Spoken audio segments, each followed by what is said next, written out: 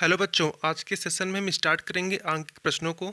यह chapter number 4 है, electromagnetic induction, विद्युत चुंबकीय प्रेरण। क्लास 10th वालों के लिए फिजिक्स है। तो चलिए हम क्वेश्चन को स्टार्ट करते हैं। एक आयताकार लूप जिसकी माप 4 मीटर इंटू 2 मीटर है। यह लूप 0.4 वेबर पर मीटर स्क्वायर के एक समान ऊर्ध्वाधर चुंबकीय क्षेत्र में स्थित है। तो देखिए यहाँ पे जो 4 मीटर इंटू 2 मीटर है, ये क्या है? क्षेत्रफल दर्शाता है, क्योंकि क्षेत्रफल का मात्रक क्या होता है? मीटर स्क्वायर होता है। तो 4 metre into 2 metre 8 metre square क्या हो जाएगा?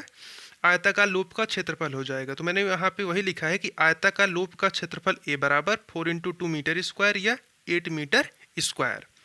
उसके बाद इतना वेबर पर मीटर स्क्वायर के एक समान ऊर्ध्वाधर चुंबकीय क्षेत्र स्थित है। तो यहाँ पे जो आपको चुंबकीय क्षेत्र अथवा चुंबकीय फ्लक्स घनत्व एक ही होता है। तो यहाँ पे जो आपको कैपिटल बी जो इक्वल टू है कितना दिया गया है? 0.4 वेबर पर मीटर स्क्वायर, 0.4 वेबर पर मीटर स्क्वायर। फिर देखिए, लूप की क्षैतिज अवस्था से गुजरने वाले चुंबकीय फ्लक्स का मान बताइए। तो चुंबकीय फ्लक्स क्या होता है? फाई होता है।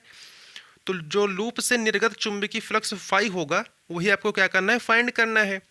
लेकिन एक बात और यहाँ पे नोटिस करिए कि यदि लूप का तल जो है वह क्षैतिज हो, तो यदि जो लूप का तल हो कैसा हो? क्षैतिज हो, तो थीटा कितना बनेगा? 0 डिग्री बनेगा। थीटा का वैल्यू कितना हो जाएगा? 0 डिग्री। तो चलिए यहाँ पे हम फार्मूला अप्लाई करते हैं। लूप से निर्गत चुंबकीय फ्लक्स फाइव इक्वल टू होता है बी ए कॉस थीटा। तो फाइव इक्वल टू क्या हो जाएगा? बी के स्थान पे कितना है? 0.4 है, इसको नोट किया। इंटू में ए के स्थान पे 8 है, इसको भी यहाँ पे लिख दिया। इंटू में कॉस थीटा, तो थीटा के स्थान पे कितना है? 0 डिग्री है, तो कॉस 0 डिग्री।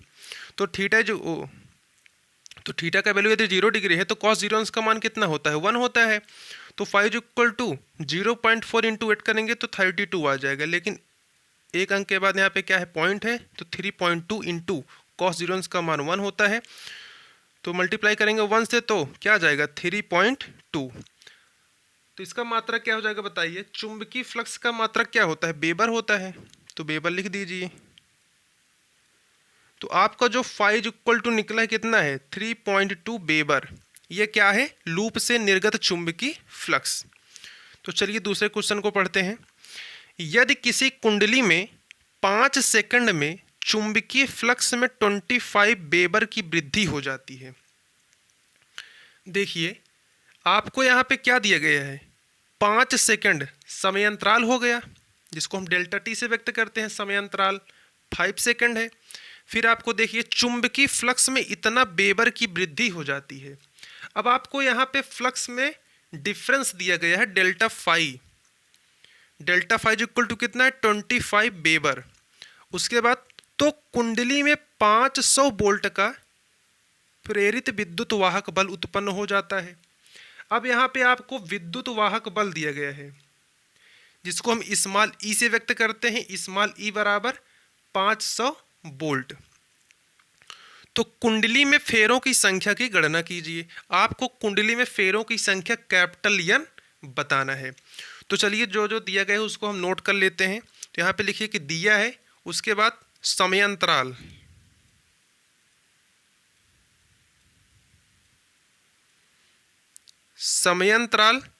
समयांतराल को डेल्टा ई से व्यक्त करते हैं। डेल्टा इज इक्वल टू कितना है? 5 सेकंड। कितना है बच्चों? 5 सेकंड है। उसके बाद आपको क्या कह रहा है कि 25 वेबर की वृद्धि हो जाती है। तो फ्लक्स में परिवर्तन,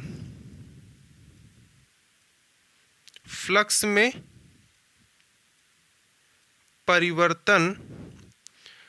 परिवर्तन क्या होता है? Delta phi. Delta phi equal to क्या है? 25 वेबर। वेबर क्या है? मात्रक है फ्लक्स का। उसके बाद 500 वोल्ट का प्रेरित विद्युत वाहक बल। तो लिखिए,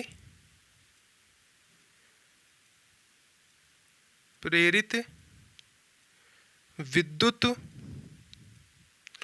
वाहक बल स्मॉल ई बराबर कितना है? 500 वोल्ट। देखिए यहाँ पे जो प्रेरित विद्युत वाहक बल है, इसका भी एक मात्रक क्या होता है? वोल्ट होता है। लेकिन आप इसको बल देख करके इसका मात्रक न्यूटन ना लिखिएगा, ये भी एक क्या है? वोल्ट है, अर्थात विभवांतर है।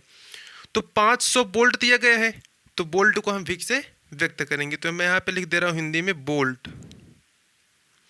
और आपको निकालना क्या है, कुंडली में फेरों की संख्या। तो जो फेरों की संख्या होती है वह कैपिटल एन होता है। फेरों की संख्या, फेरों की संख्या क्या है, कैपिटल एन आपको बताना है। तो बताइए जो इसमें सूत्र लगेगा वो कौन सा होगा। तो यहाँ पे जो फार्मूला अप्लाई होगा वो होगा E is equal to small e बराबर माइनस का capital N delta phi upon delta T से। तो यहाँ पे मैं यही सूत्र अप्लाई करूंगा। कौन सा हो जाएगा, E is equal to minus N delta phi by delta T. यहाँ आपको E पता है, डेल्टा फाई पता है, डेल्टा टी पता है, आपको n की गणना करनी है। तो चलिए इसको हम निकालते हैं। सूत्र के अनुसार capital N is equal to देखते हैं क्या आता है। तो सूत्र में क्या था, E is equal to minus N delta phi by delta T से। तो अतः कुंडली में जो फेरों की संख्या हो जाएगी, फेरों की संख्या कैपिटल एन बराबर, तो फार्मूला क्या निकल के आएगा, minus e upon delta phi by delta t. इसके पहले मैंने सूत्र लिखा था E is equal to minus N delta phi by delta t. जब delta phi by delta T इधर मल्टीप्लीकेशन में है n के साथ, तो दूसरे पक्ष में जाएगा तो वह किस में बदल जाएगा, डिवाइड में हो जाएगा। तो अपान में delta phi by delta T, इधर माइनस एन था तो इधर क्या हो जाएगा, माइनस का n हो जाएगा, इधर पॉजिटिव n हो जाएगा। तो फेरों की संख्या जो होगी कुंडली में, capital N is equal to minus e का वैल्यू क्या है 500, ई का वैल्यू कितना है 500 वोल्ट है, अपान में डेल्टा फाई कितना है 25 और टी कितना है 5 सेकंड है। तो यहाँ पे क्या आ जाएगा 500 अपॉन 25 को 5 से डिवाइड करेंगे तो कितना आ जाएगा 5 आ जाएगा। तो अब देखिए एन इज इक्वल टू क्या आ जाएगा, N is equal to minus का 100 आ जाएगा। तो देखिए यहाँ पे माइनस क्यों लगा होता है कि जैसे मान लो आपको कोई वैल्यू यहाँ पे निगेटिव में दिया गया हो तो वो अब क्या हो जाए, बाद में पॉजिटिव हो जाए। लेकिन आप जानते हैं कि कोई भी फेरों की संख्या हो वो किस में आता है, एक धनात्मक संख्या में आता है। तो -100 तो होगा नहीं कि फेरों की संख्या -100 हो जाएगी कुंडली में। तो इसलिए जो यहाँ पे फेरों की संख्या होगी कितनी हो जाएगी 100, मात्र क्या हो जाएगा फेरें। तो n इज इक्वल टू 100 फेरें। तो बच्चों इस लेक्चर को यहीं पे समाप्त करेंगे। आने वाले नेक्स्ट वीडियो हम अगले क्वेश्चन से स्टार्ट करेंगे। Thanks for watching this video. Have a great day.